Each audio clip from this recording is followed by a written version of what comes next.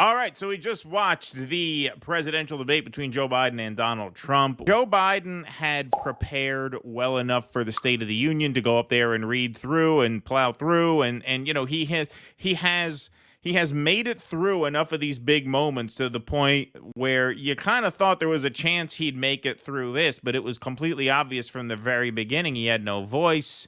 I mean, just no energy, eyes staring in a million different directions. Beginning to end, that was one of the most amazing things about watching the pundits on both MSNBC and CNN.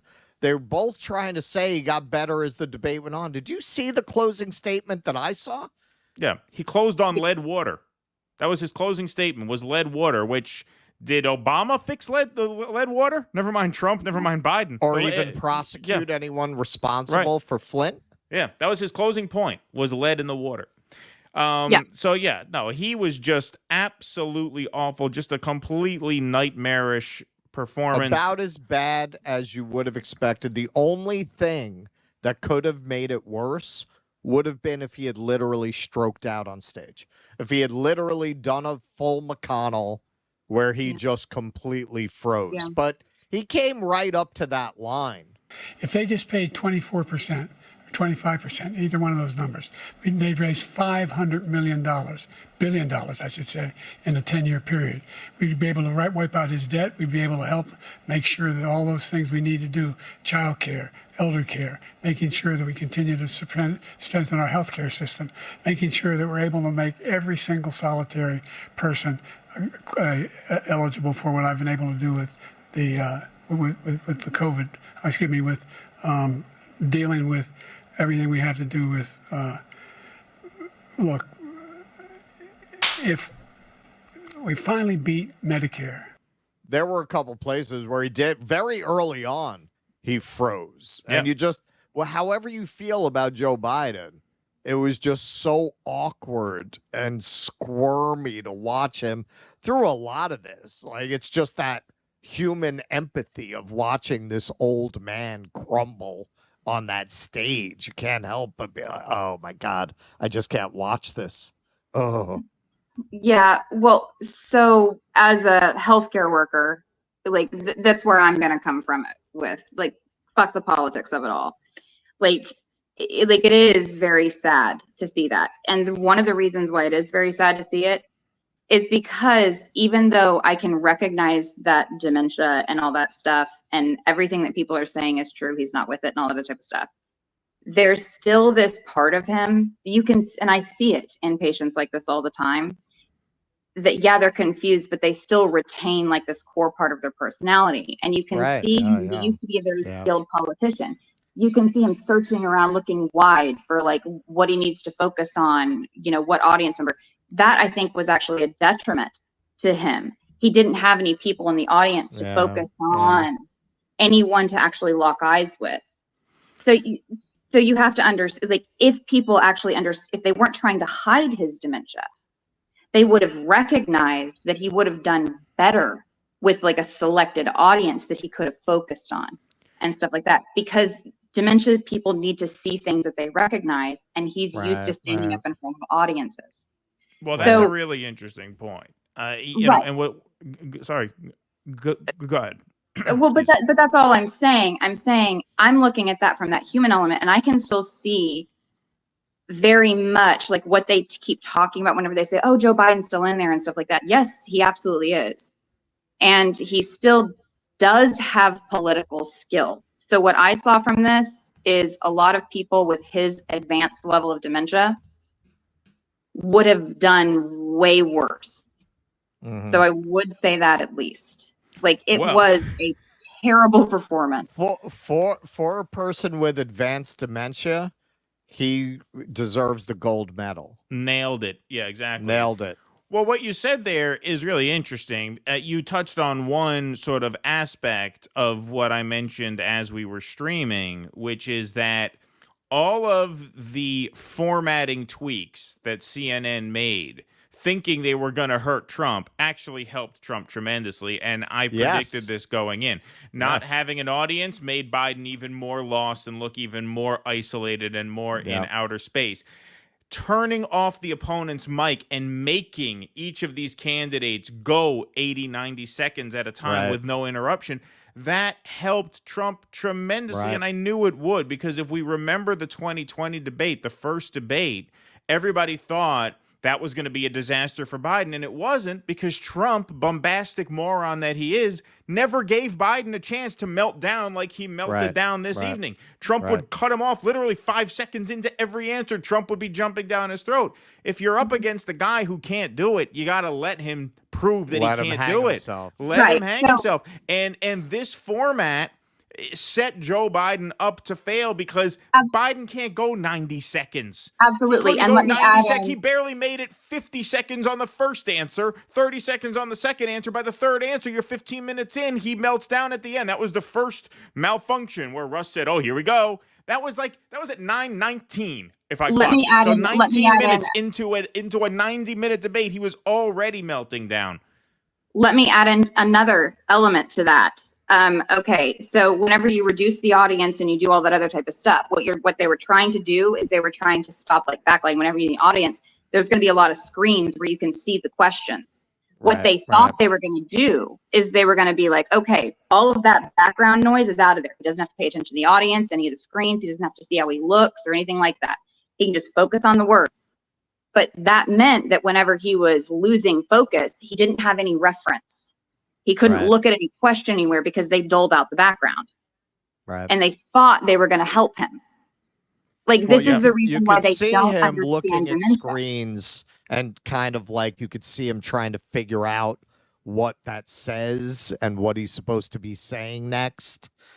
And it not having a crowd to play with checked Trump's worst instincts. That was something that never occurred to anybody.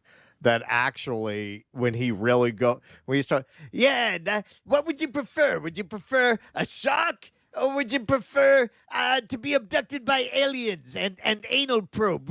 I'd rather have the shark. All that shit he didn't do because there was no audience to play that to.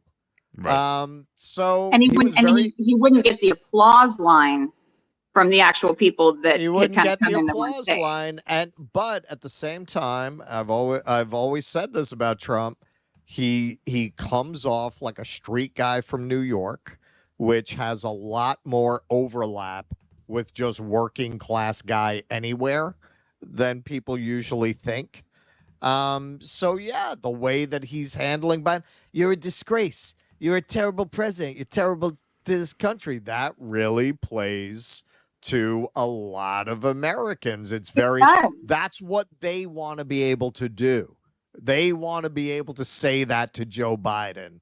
And Trump is saying it in this very relatable way, not in a highbrow way, this shouldn't even be a debate.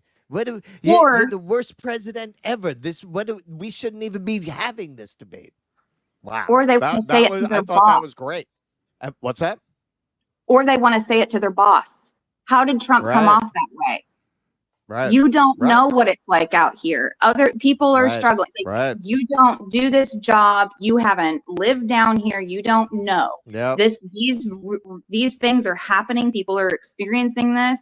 That's what whenever those employees get so mad, those guys that just take it and take it and take it, and then they finally go to their boss's office, they always come off a little bit to a professional managerial class person. They come off as kind of unhinged and a little bit brutish and stuff. But that's what they're saying. They're saying, you have no idea how hard I work. You have no idea what life is actually like. You have no idea how expensive groceries are. You have no idea. And that's what Trump sounds like whenever he goes up against people like Biden. It's always a snobs versus slobs story. And in America, you always want to be the slob in a snobs versus slobs story. That's who Americans are going to root for. And it's very much Hillary Trump redux, because same thing. He's saying it's American carnage, which is what a lot of people are experiencing. And she's saying America's already great.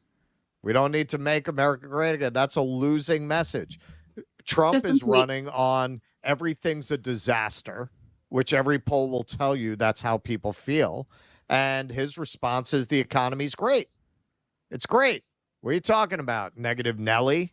We created all these jobs. That's exactly what the pod save people were telling me when I asked them, how is the economy? Every one of them said it was good.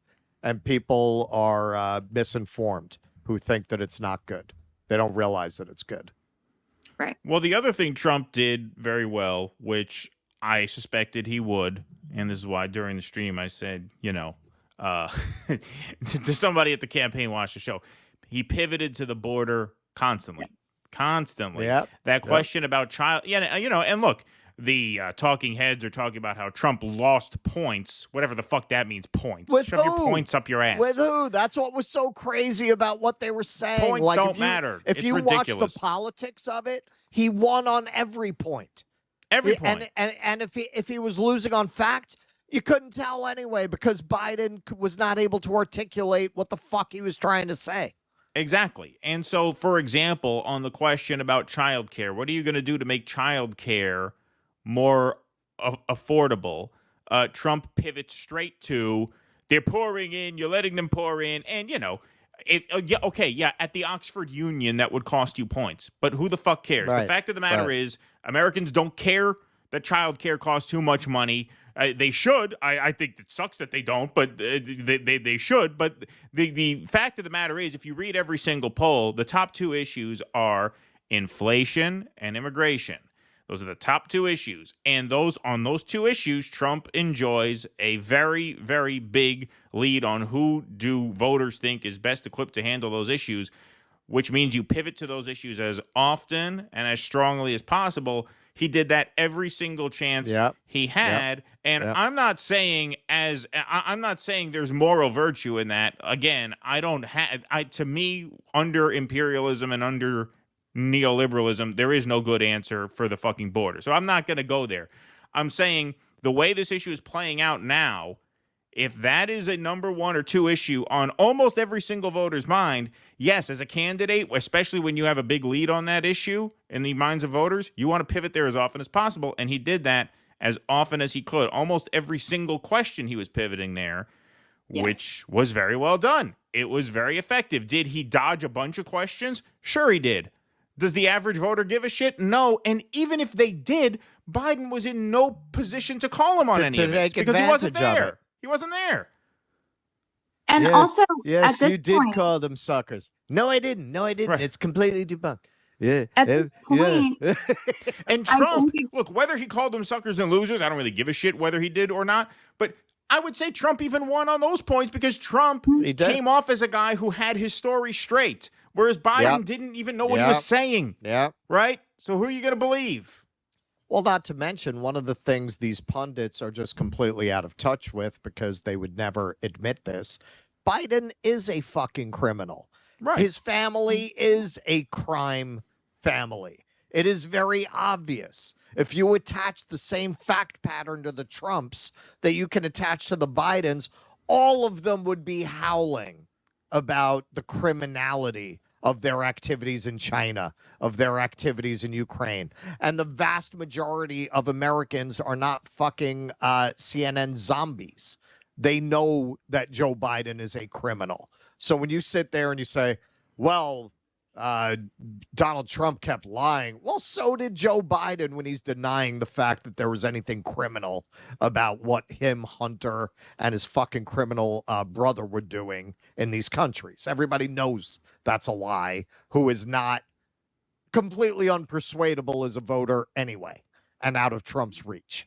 And Trump, I thought, prosecuted that case pretty well. He did. He did. Like, it was pretty good. I think one of the most surprising things is I don't think I've ever seen Trump clearly take the coaching he was given into account in how he handled himself in a debate. It seemed like he did what they told him to do. No, he definitely executed. And a lot of the pundits who were saying he got more Trumpian as the night went on, I didn't really sense that. I didn't sense that. I don't really buy that. Like, I do. what do you mean? I mean, he got a little looser, maybe, if that's what they mean. Like, he kind of, I mean, maybe the golf thing, but I thought that played for him. yeah, But I maybe think he got a little, maybe he felt like, I don't know, halfway through he had this thing in the bag, he could loosen up a little bit. He was much more concise. His speech patterns were a lot faster the first few questions. Like, he felt like, okay, this is what I want to say it, toss. Whereas I think certainly after the break, like after that halftime where he got a chance to maybe assess where he's at, you know, if you're at halftime and you're up 3 touchdowns, you're like, all right, we can loosen up a little bit and have some fun. And maybe that's what they mean by he got Trumpier.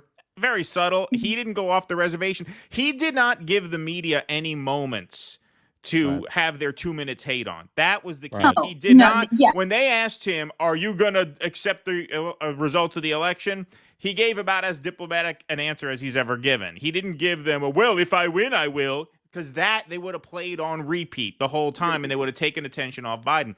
He didn't give them any of those kinds of red meat, blue MAGA moments where they could just play on a loop and fundraise off of. He really didn't give them anything. He let Biden's dysfunction be center stage. Well, no, but that's exactly what I'm talking about whenever I said, yes, he absolutely did get more Trumpian because he did get looser.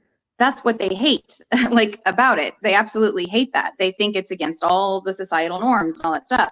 And so they're very sensitive to it. And so that's what they want to portray. And so he did win on that front, but he definitely got Trumpier. Like, he made, more harsh, like, facial movements. He got a little bit more like, like he was easing into it. But he didn't go overboard so that they could do it on repeat. So that's the reason why he absolutely did win. He did not give them they're fine people on both sides. He didn't give them anything like that they could play on a loop. Yeah. No, and that's the reason why I won. And in the end, it just reinforced him looking strong and Biden looking weak. Like that whole golf thing, that was very Trumpy. It totally worked for him. Like, oh, okay, sure. Yeah. Well, there were times when Biden tried to do an own, right? That thing, can you carry a golf bag? Can you carry your bags? And you're a guy who can't walk across the stage. You're telling him about carrying bags? Yeah. The only bag you're going to be carrying is a colostomy bag. Oh. Yeah, no, it was absolutely brutal, absolutely beyond anything I could have, I thought would happen. I was expecting a relatively boring night where Biden was relatively on script, but this I was not expecting. I thought this might be the one, because whatever they're shooting him up with, look, the geek nerds will appreciate this. It'll go over your head, Keaton. There was a Logan movie that was about the old Wolverine, and the only way he could really get his full power was to inject himself with this stuff, but it works less and less the more you use it.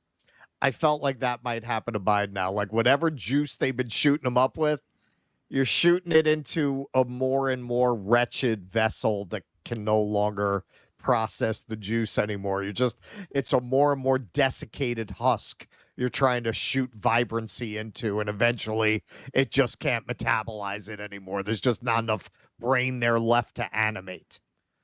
Yeah, and they were expecting like that all of the doses they were going to be able to get him through 8 years. That's what they thought whenever they got him elected. But then Ukraine popped off and Gaza popped off, and then they just keep having to juice him up. Well, the other big problem they're having here is, one of the CNN commentators in the aftermath said, now people are really doubting whether he can make it another 4 years. 4 years. They're doubting whether he can make it 3 more months. They're doubting whether he can make it to election day, which meant, and one of the CNN commentators picked up on this, a vote for Joe Biden right now is a vote for President Kamala Harris, because nobody believes this guy's going 4 more years. That's out of the question. That's out of the question. Right. And so that becomes an issue with him at the top of the ticket, which is why there is chatter, loud chatter, which we're going to get into in the next segment, that he might not be the guy to be at the top of the ticket. Please clap.